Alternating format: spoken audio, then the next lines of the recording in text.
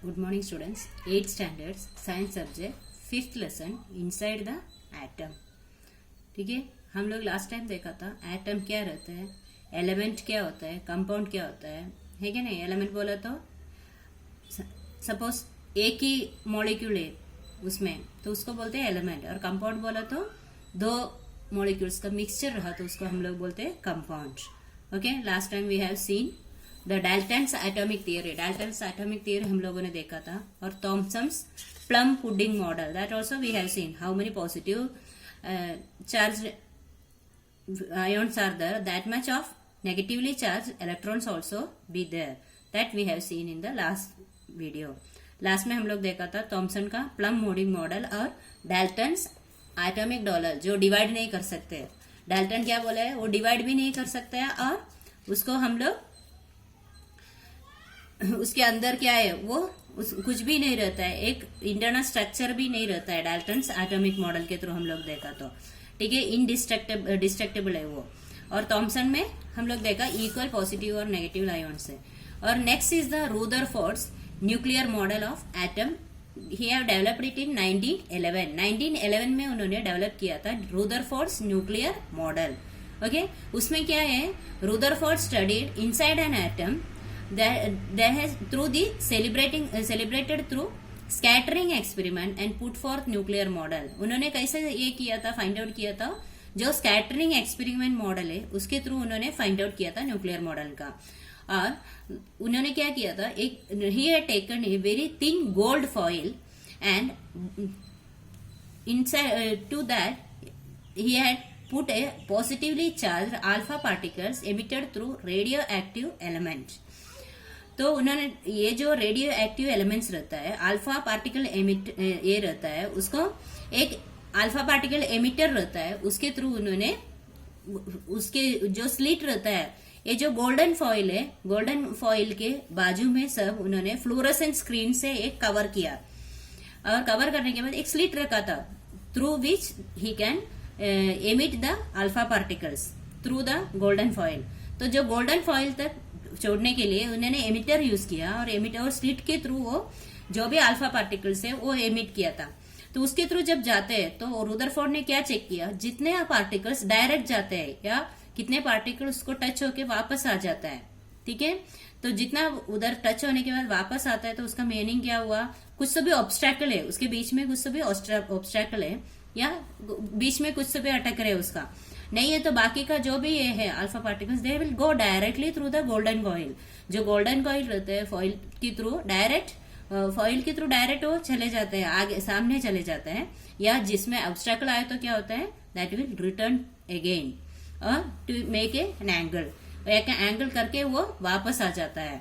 तो उसमें वो उसको क्या नाम दिया था, स्कैटरिंग एक्सपेरिमेंट। रुदरफोर्ड्स स्कैटरिंग एक्सपेरिमेंट बोलते हैं, वो जो फॉइल यूज करके उन्होंने जो फ्लोरोसेंट स्क्रीन से कवर किया हुआ था उसको बोलते हैं scattering experiment.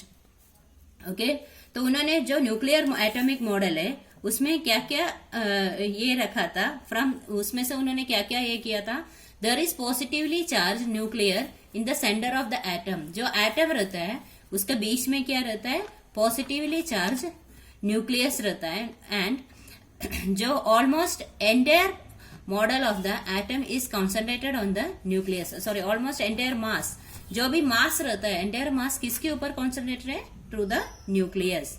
And negatively charge particles called electrons revolve around the nucleus. ये जो न्यूक्लियस रहता है उसके आजू बाजू पे कौन सा ये घूमते ही रहता है, negatively charge electrons, whichever electrons are there they are revolve around the nucleus। okay, and the total negatively charged on all the negative charge on all electron is equal to the positive charge on the nucleus।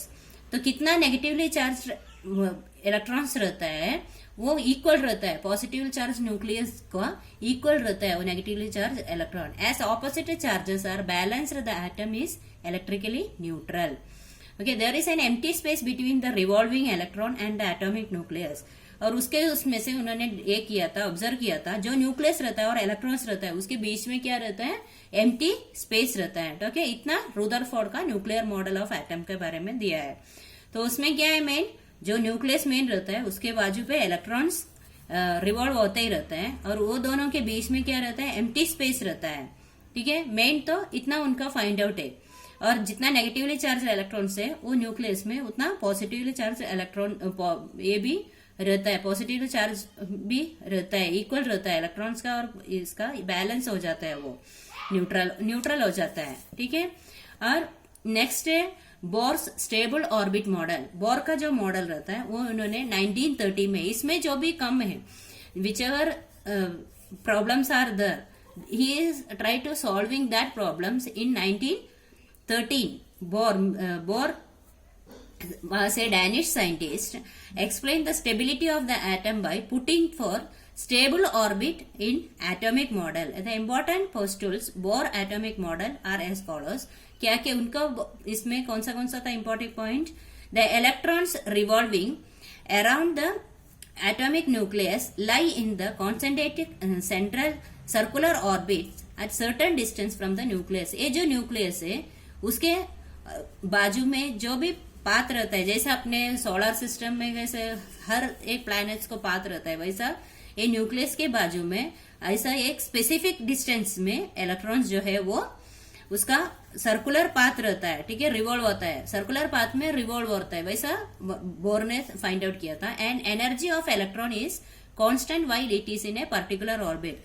जब एक orbit में रह गए, वो orbit के अंदर energy जो है वो कैसे रहता है, कांस्टेंट रहता है, चेंज नहीं होता है। जब वही ऑर्बिट में रहता है तो चेंज नहीं होता है।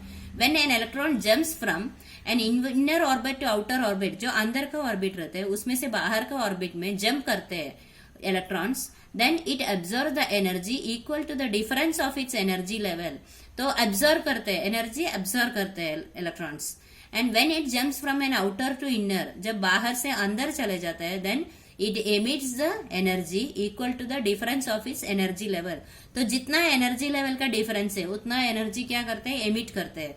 When it jumps from inner to outer, then it absorb the energy, and when it come from outer to inner, then it emits the energy. That is the Bohr's orbit model. तो Bohr का orbit model में 4 type का shell रहता है, KLMN। उसके बारे में detail में हम लोग नेक्स्ट पेज में पढ़ेंगे। ओके, इतना आया समझ में? क्या क्या है हम लोग आज देखा, रुदरफोर्ड का न्यूक्लियर मॉडल देखा, और बोर का orbit model, stable orbit model देखा। उसमें अलग अलग ऑर्बिट में से वो इलेक्ट्रॉन्स घूमते रहते हैं, मेनली वही दिया है। इलेक्ट्रॉन्स जो है वो अलग अलग ऑर्बिट में वो रहता है। और बोर ने जो शॉर्टकमिंग है, रुदरफोर्ड का जो भी शॉर्टकमिंग्स है वो सब फुलफिल करने के लिए बोर ने नया ये शुरू किया था 1913 में। ओके, और 1911 में रुदरफोर्ड ने फाइंड आउट किया था।